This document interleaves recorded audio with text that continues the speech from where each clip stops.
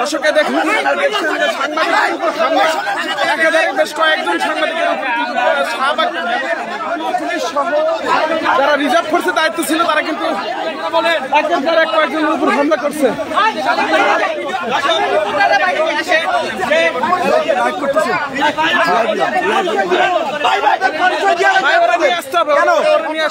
এত হিডেন টাকা লাগবে কেন?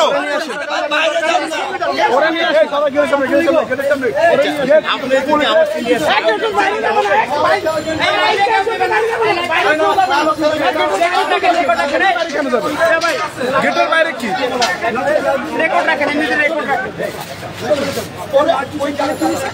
ওইখানে এই লোকটারে আইল্যান্ডের উপর থেকে ফালাই দিছে, এটা বলা আমাকে মারছে, ওনাকে লাথি দিছে। তারপর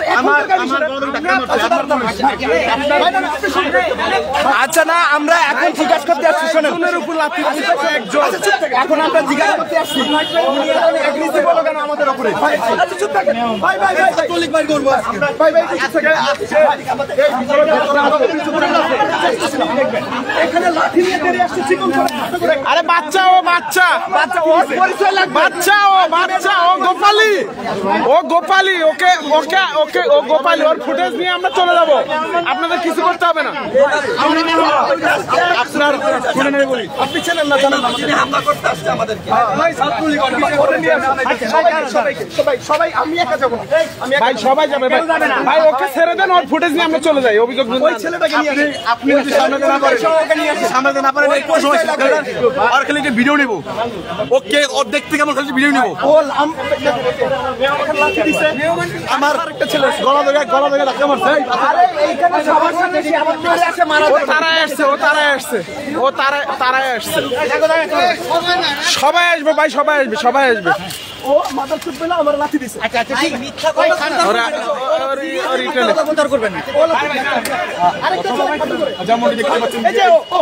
এই যে পুলিশ সদস্য দেখেন, আহসান নামে যে পুলিশ সদস্য, আহসান নামে যে ও কিন্তু সরাসরি হামলার সাথে জড়িত।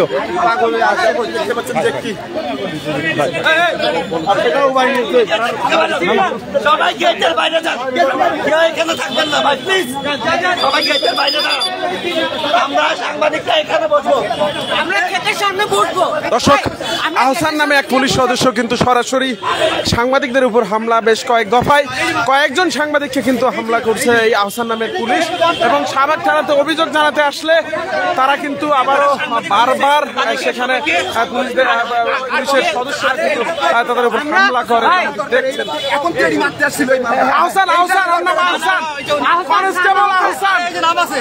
দেখতেছেন নাকি? এই নাম এই ভাই ব্যবস্থা নিতে আমরা এই জায়গায় বসে পড়ি। সাংবাদিকদের সবাইকে শাহবাগ গেটের ভিতর থেকে বের করে দেওয়া হলো। রিপোর্টার আছেন, বসে পড়েন ভাই।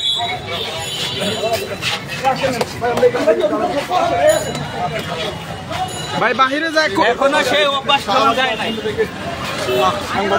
দর্শক, আহসান নামের পুলিশ সদস্য কনস্টেবল, তারা কিন্তু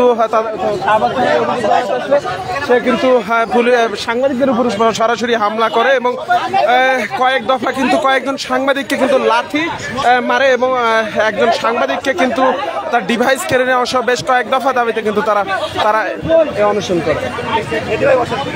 তারা কিন্তু বেশ কয়েক দফা দাবিতে তারা কিন্তু গেট আটকে রাখে এবং আপনারা দেখছেন যে কয়েক দফা দাবিতে কিন্তু তারা এখানে কিন্তু বারবার সাংবাদিকদের রুখে দেওয়ার চেষ্টা করছেন। যেমন দেখছেন যে আমরা ধারণা করছি যে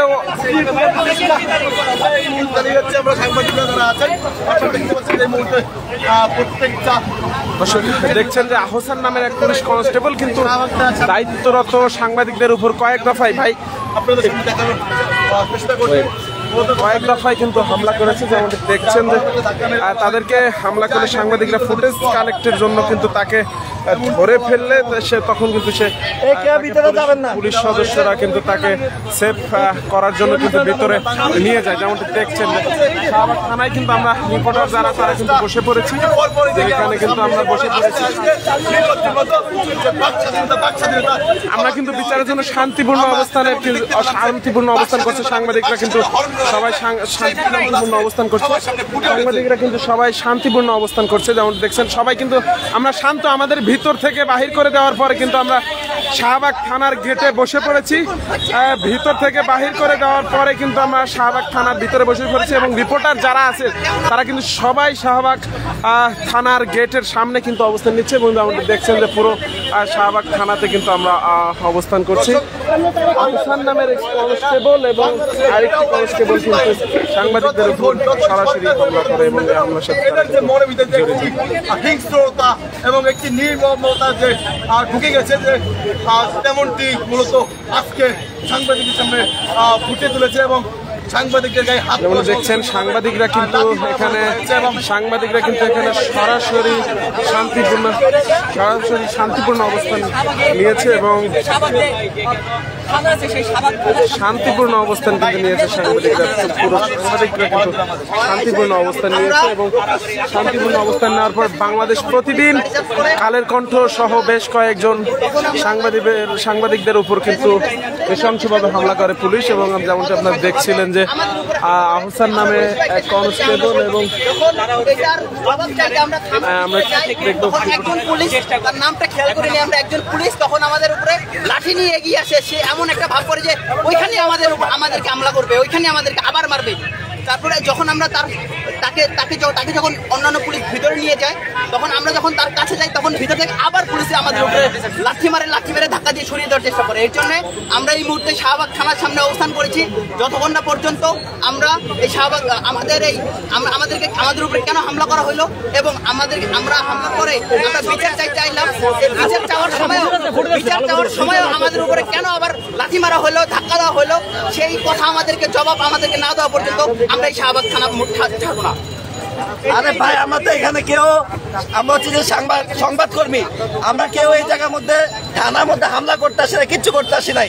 জাস্ট আমাদের উপরে কেন আমাদেরকে লাঠিচার্জ করা হয়েছে সেই কথা জানতে এসেছে।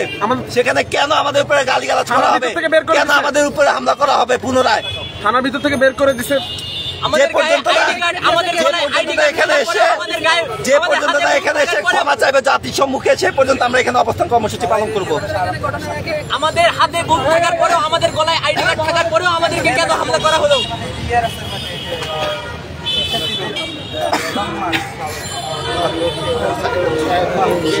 দেখছিলেন যে পুরো শাহবাগ থানার ভিতরে কিন্তু অবস্থান নিয়েছে সেই পুলিশ সদস্যরা। সাংবাদিকদের কাছে কিন্তু সরাসরি পুলিশ ফুটেজ রয়েছে এবং সেই ফুটেজে কিন্তু স্পষ্ট লক্ষ্য করা যাচ্ছে তাদেরকে। দর্শক দেখছেন যে এখানে সংবাদকর্মী যারা আছে সবাই কিন্তু বসে পড়েছে এখানে এবং বসে কিন্তু আন্দোলনের সাথে একাত্মতা ঘোষণা করছে এবং এই হামলার সাথে যারা জড়িত তাদের কিন্তু কথা বলছে। দর্শক আমরা ছিলাম শাহবাগ থানায় সামনে, যেমন দেখছেন আপনারা।